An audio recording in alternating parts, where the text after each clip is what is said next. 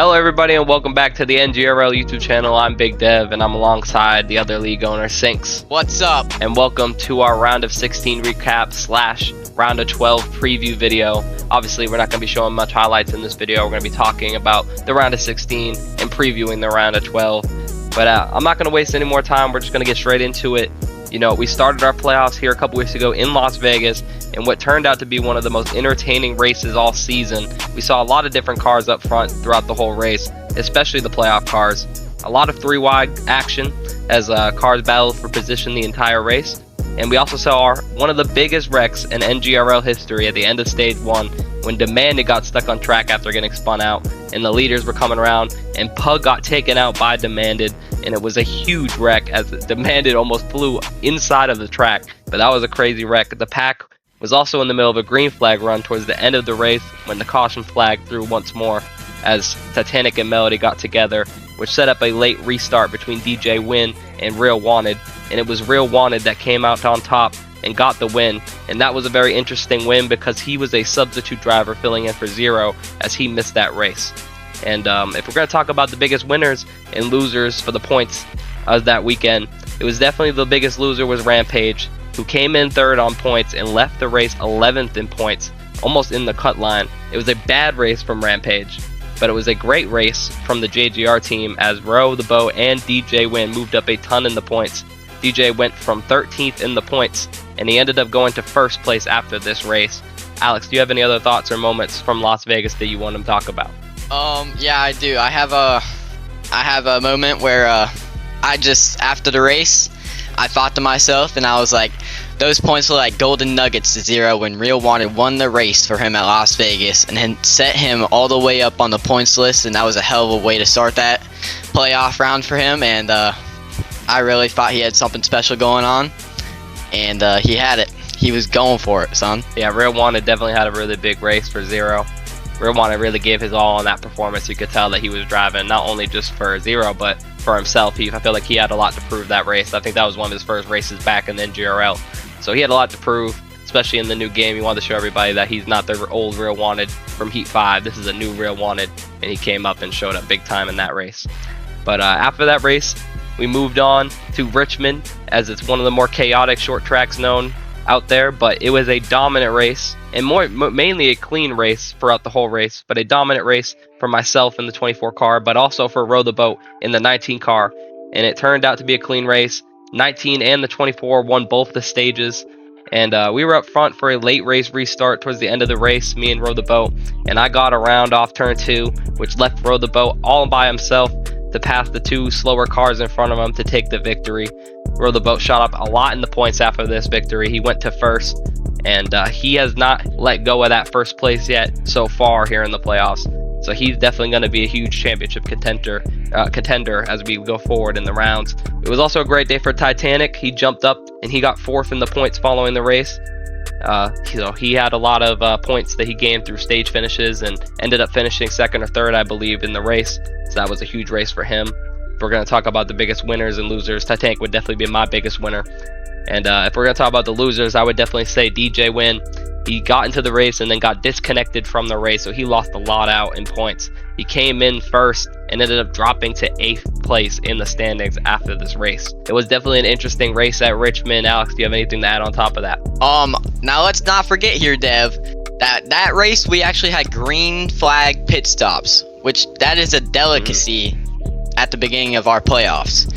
And also there was a beef that started to brew during that race between Zero and Melody, and I'm counting on that beef brew ain't over just yet. That's a good point. I feel like the Hendrick versus JGR beef is definitely starting to spice up both on track and off track, as you guys probably, the viewers at least, haven't seen most of the drama, but it's been getting pretty tight and tricky even off the track between these two teams. They're really hunting for one of their drivers to win the championship this season, and I definitely think that's a good point, Alex. We finished off the round of 16 this past weekend here at Sonoma.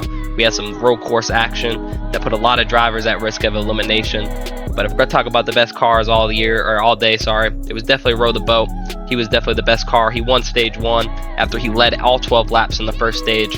And he came 2nd in stage 2, arguably could have won the stage, but finished behind his teammate Melody, which got him some points there, which he really needed. And even in stage 3, He battled through the pack. We had a lot of different leaders, and it came down to a restart with 4 laps to go. Row the Boat was able to row his boat away from Dev and Pug to get back to victory lane for the 2nd week in a row. And it was a great race from him and JGR, as JGR finished, I believe, 3 cars out of the top 5 were JGR cars.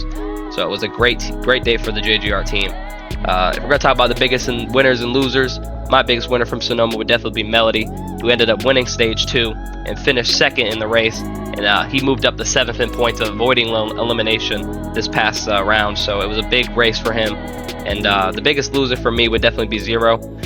He had a substitute win the race for him at Vegas, as we previously mentioned, and he no-showed Sonoma, which ended up getting him eliminated from the playoffs. So he would definitely be my biggest loser. Alex, you got anything you want to add on top of that as far as Sonoma goes? I feel like a big thing that happened after the race was that actually 2 drivers in the playoffs got deducted a bunch of points for some actions, including That's me true. and Remy, Synx and Remy, and that's really going to affect how the next round plays. No, that's true. That is something I haven't brought up so far, but after the Sonoma race, we had 2 penalties handed out.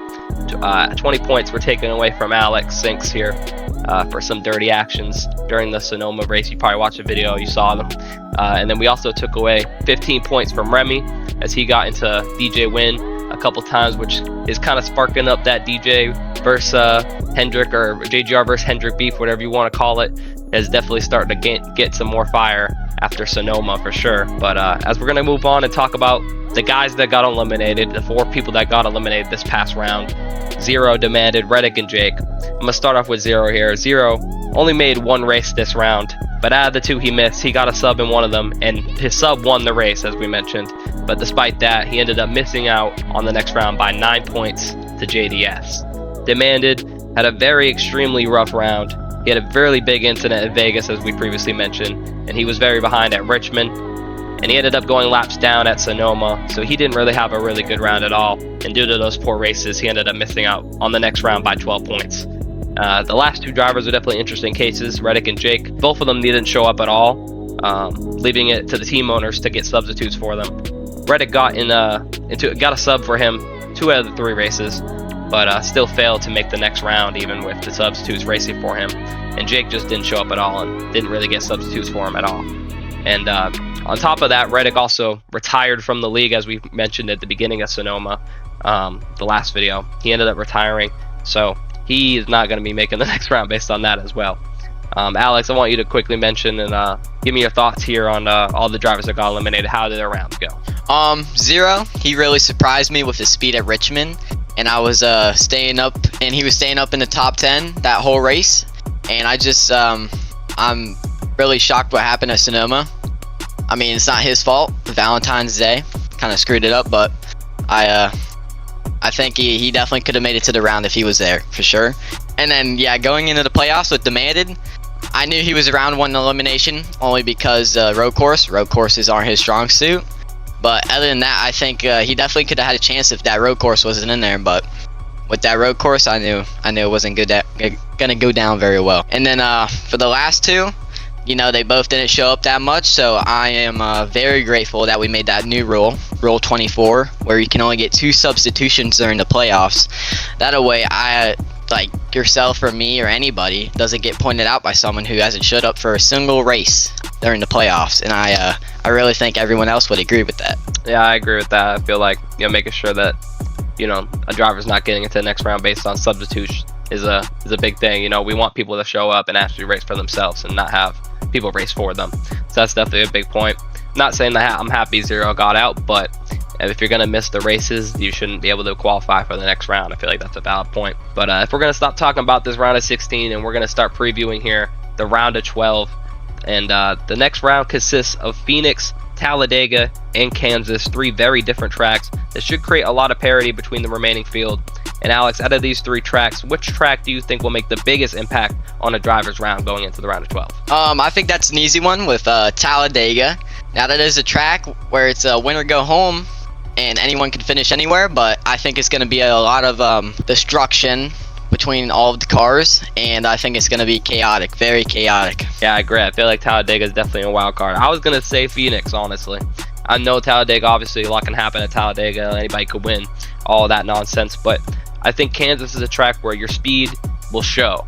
You know, the drivers that are really fast at Kansas will be at the front, and if you're not fast at Kansas, you're not going to be at the front.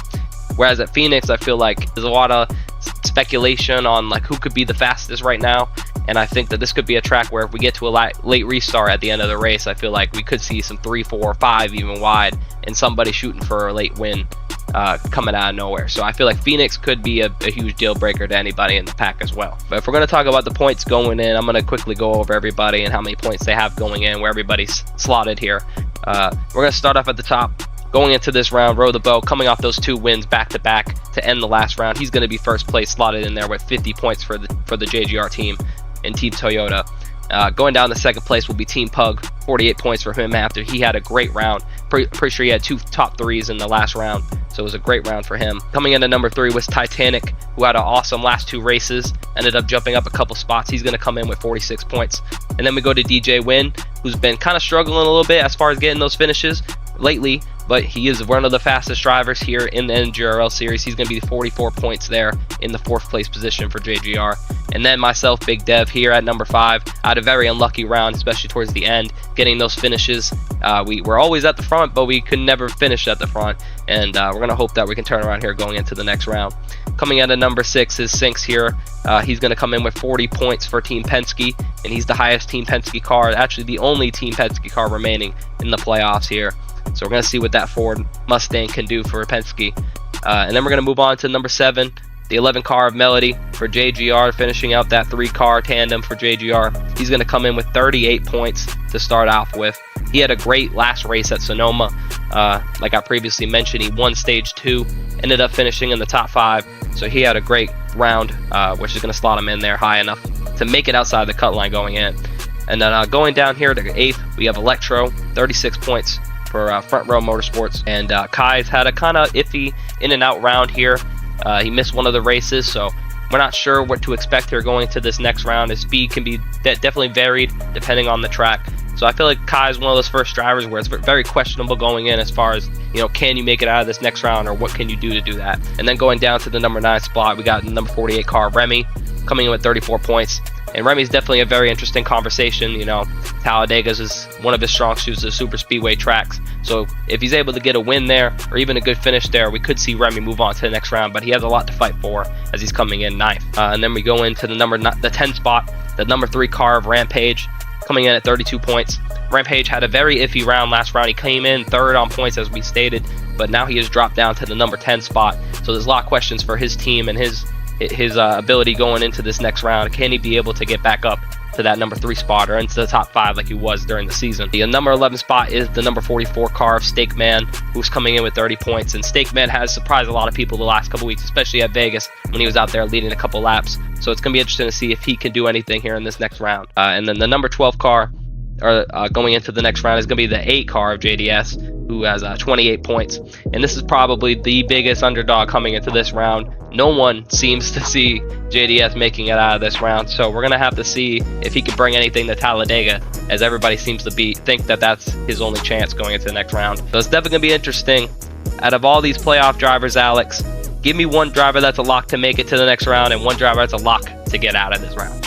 You know, I wanted to say DJ, but he's kind of been slacking this last round, so I'm off to go with Row the Boat to get locked in, and early locked in. So yeah, he's got 2 wins in the last two last playoff races, and is a real threat to everyone else on the playoff list. And I think he's got what it takes. I agree with you. I feel like either if you're not going to take that Row the Boat car to be locked in, I would definitely say DJ is definitely another car that's pretty much locked into the next round just based on his speed, unless he gets unlucky. If we're going to talk about drivers that are a lock to get out, at least my lock to get out would be JDS. I don't know about you, Alex, but I just don't see JDS being able to produce the speed that everybody else on this list can produce. So I don't know. Alex, what do you think your biggest lockout would be? Who's definitely not making the next round? I also got JDS. He's been running in the top 10 almost every race.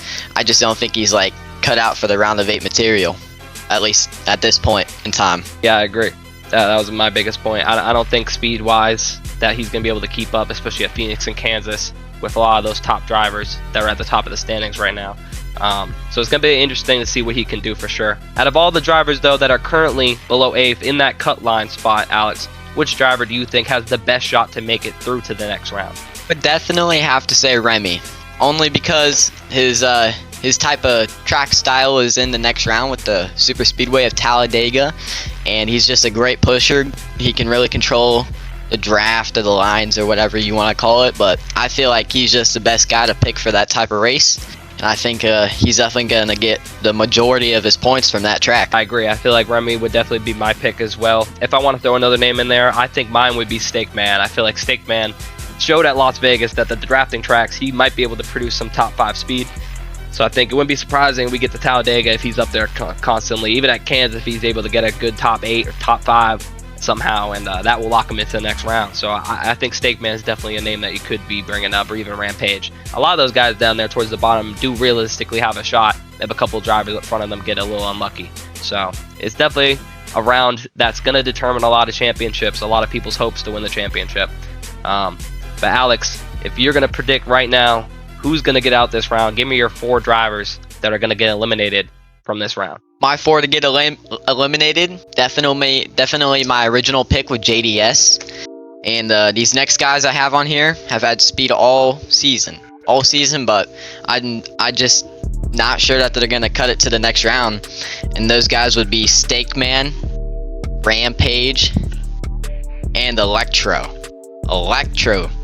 which is a crazy pick for me, but I would want to say Remy, but Talladega's in there, and I think Remy's gonna have a good turnout at Talladega, so I feel like Electro would be the next one on that list. Yeah, I mean, that's definitely a good 4 to pick. I feel like it's a reasonable 4 to pick. I feel like on my end, I feel like I would definitely have to go JDS as well. The guy I previously stated, not to doubt him or keep doubting him, but I feel like out of all these 12 guys left, he's definitely the slowest consistent driver. So I definitely say he's my first pick to get out at least.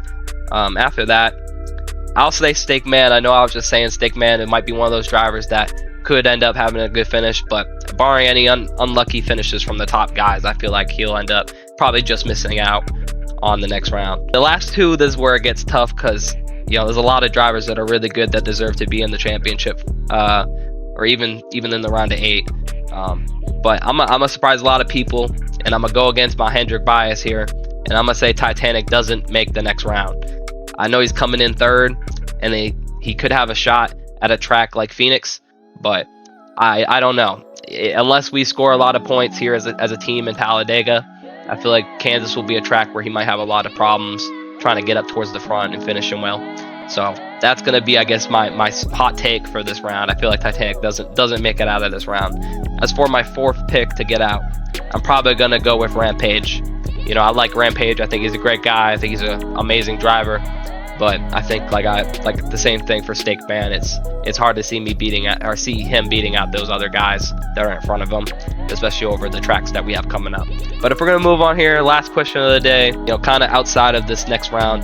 But Alex, who is your championship favorites, your early championship favorites? Give me 2 or 3 drivers that you could see right now that are gonna win the championship. Championship favorites so far would definitely have to be Dev. He's been selling a lot recently, and I think he's really gonna have to lock in and prove that he's a top guy when he's not spinning out. And then next I got Row the Boat. He's already won 2 races, and I mean, what else can't the guy do? And I'm gonna go teammate next, fucking DJ, and it's just JGR power, I guess. They're just extremely fast, and I think they're definitely everyone's favorites at this point. I mean, yeah, it's not a wild thing to say that one of the JGR cars is definitely the favorite to be the champion at the end of this year based on the last couple weeks of racing. I definitely would say, obviously, JGR is definitely an early championship favorite for sure, one of those drivers. Obviously, I think Hendrick could have a shot to maybe get 1 or 2 drivers in there depending on how it plays out. If I'm not going to say one of the 3 drivers that you just said, I'm obviously going to say Pug. Like Pug all year has been showing everybody that he can run in the top 3 no matter where we're at. So I feel like, unbarring any unlucky mistakes here in the next 2 rounds, I feel like he could definitely be in the championship 4 and maybe surprise a lot of people with where he finishes in the championship 4. Yeah, besides that, everybody, that's pretty much it. We appreciate everybody for watching, and we look forward to the next round of racing here, the round of 12. And yeah, we'll see what happens at Phoenix. We'll see you guys in the next video. My name Jeff.